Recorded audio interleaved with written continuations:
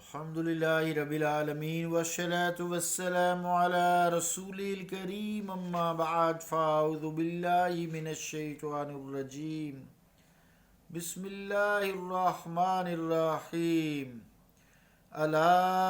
إن أولياء الله لا خوف عليهم ولا هم يحزنون الذين آمنوا وكانوا يتقون صدق اللہ العظیم۔ واجب الاحترام سامعین، السلام علیکم ورحمۃ اللہ وبرکاتہ۔ آیات کریمہ کا ترجمہ سماعت فرمائیں۔ سنو، بے شک اللہ تعالیٰ کے دوستوں کو نہ کوئی دنیا میں خوف ہے اور نہ وہ آخرت میں غمگین ہوں گے۔ یہ وہ لوگ ہیں جو ایمان لائے اور اللہ سے ڈرتے رہے۔ عزیزان گرامی قدر، السلام علیکم ورحمۃ اللہ وبرکاتہ۔ ولی کے حوالے سے گفتگو جاری تھی اور حضرت پیر کرم شاہ صاحب رحمۃ اللہ علیہ بھیرا والے،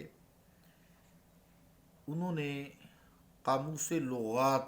کے حوالے سے جو ولی کے لفظ کی تشریح کی تھی، اس کا تذکرہ ہم نے پچھلے درس میں کیا تھا۔ ہم اس حدیث پر پہنچے تھے جس کا ترجمہ آپ سماعت فرمائیں کہ اللہ تعالیٰ فرماتا ہے کہ بندہ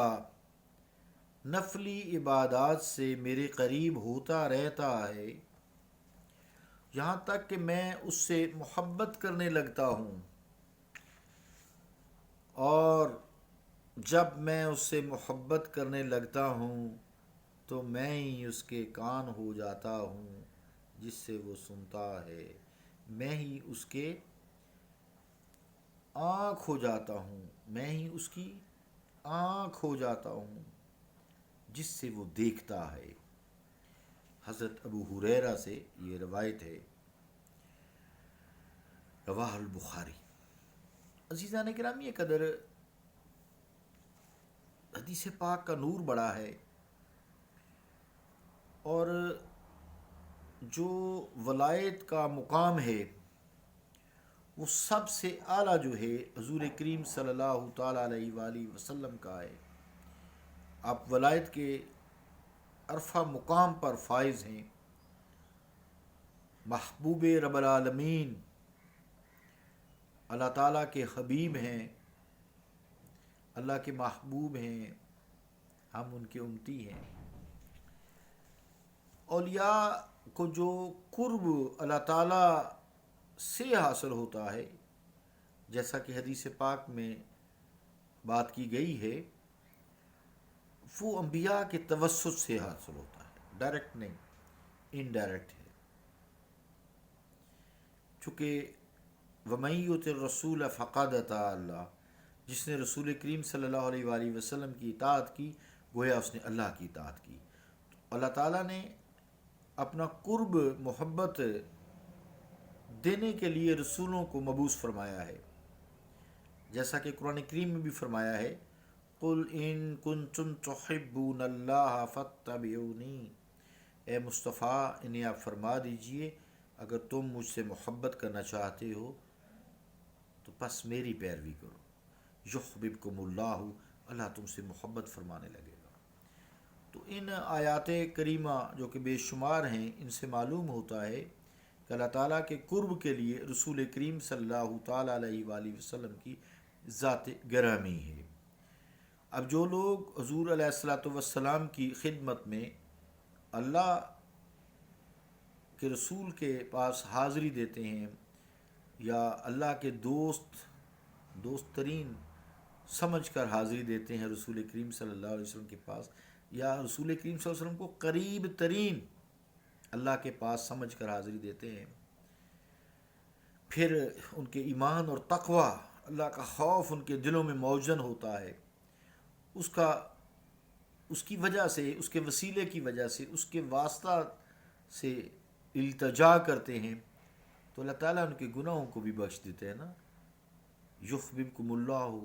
وَيَغْفِرْ لَكُم مِّن ذُنُوبِكُم، وہ تمہارے گناہوں کو بخش دے گا اور تم سے محبت بھی فرمائے گا۔ تو اس لیے جو اولیاء امت ہیں، حضور علیہ الصلوۃ والسلام چونکہ اللہ تعالیٰ کے آخری نبی ہیں، آپ کے بعد کوئی رسول نبی نہیں ہے، آپ خاتم النبیین ہیں، یہی عقیدہ ختم نبوت ہے، ولیکن رسول اللہ و خاتم النبیین۔ اور اگرچہ آپ اللہ تعالیٰ کے رسول ہیں، آپ کے بعد کوئی نبی نہیں ہے، لیکن اولیاء اکرام کا سلسلہ تا قیامت تک جاری رہے گا۔ اس لیے اولیاء امت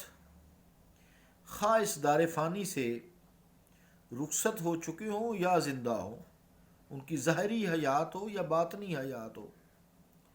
دور ہوں یا نزدیک ہوں، ہر لمحہ ہر آن ذہنی طور پر بارگاہ رسالت میں حاضر رہتے ہیں۔ اگر وہ زندہ ہوں تو ان کے ذہن حاضر رہتے ہیں،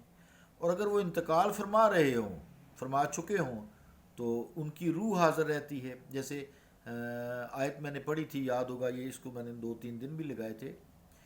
کہ وَلَوْ أَنَّهُمْ ظَلَمُوا أَنفُسَهُمْ جَاءُوكَ فَاسْتَغْفَرُوا اللَّهَ وَاسْتَغْفَرَ لَهُمُ رَسُولُ اللَّهِ وَجَدُوا اللَّهَ تَوَّابًا رَحِيمًا۔ تو یہ آیت حاضر ہوتے تھے، یہ تا قیامت تک ہے نا۔ تو اگر زندہ ہیں تو ذہن دل حاضر رہتے ہیں، آپ صلی اللہ علیہ وسلم کی طرف مراد ہے متوجہ رہتے ہیں۔ اگر اس دار فانی سے چلے جائیں تو روح کو تو موت نہیں ہے نا، جسم فانی ہے نا، تو روحانی طور پر وہ حاضر رہتے ہیں، تو پھر وہ اللہ تعالیٰ ان کو مقام پر فائز کرتا ہے۔ بے شک ان کا اپنا ذاتی عمل جو ہے وہ اس دنیا سے منقطع ہو جاتا ہے۔ تو مرنے کے بعد ان کی جو ارواح ہے جاؤکا کی عملی تفسیر بن جاتی ہیں،